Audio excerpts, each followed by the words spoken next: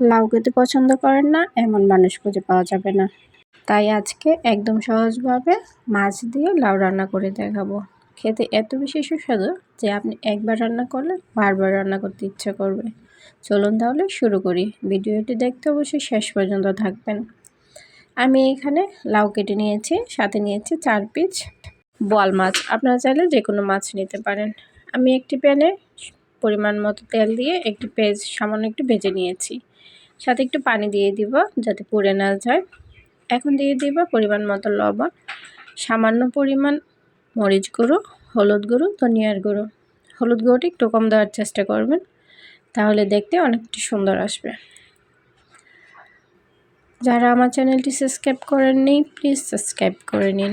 তো মশলাটা সামান্য কষানোর জন্য আমি একটি ঢাকনা দিয়ে দিয়েছিলাম। মশলাটা ভালো করে কষানো হয়ে গেলে আমি মাছের টুকরোগুলো দিয়ে দিব। এই মাছের রেসিপিটা এত সহজ যে আপনি কম সময়ের মধ্যে এই রান্নাটা অবশ্যই করতে পারবেন। তো মাছগুলো একটু উল্টিয়ে পাল্টিয়ে নিব। এখন একটি ঢাকনা দিয়ে দিব।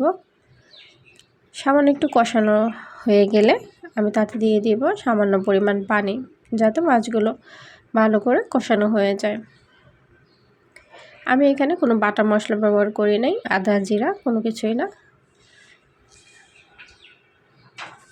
লাউয়ের মধ্যে আদা জিরা দিলে টেস্টটা ভালো আসে না। আপনি নর্মালি লাউ রান্না করবেন, দেখবেন অনেক বেশি টেস্ট আসে। মাছটা ভালো করে কষানোর জন্য আমি সামান্য পরিমাণ পানি দিয়ে নিয়েছি। এই পর্যায়ে আমি মাছগুলো একটু নাড়াচাড়া করে উঠিয়ে নিব।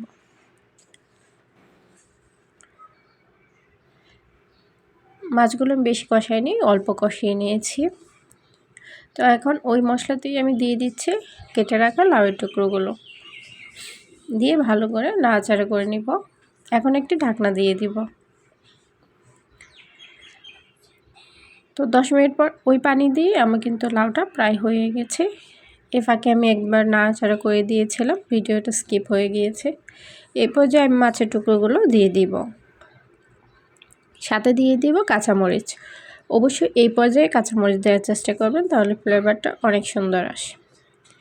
এখন দিয়ে দেব কিছু ধনিয়া পাতা কুচি। লাউ রান্নাতে অবশ্যই ধনিয়া পাতা কুচিটা মাস্ট চাই।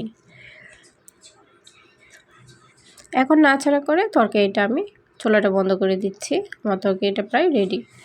তো তরকারিটা কেমন হয়েছে অবশ্যই কমেন্ট করে জানাবেন।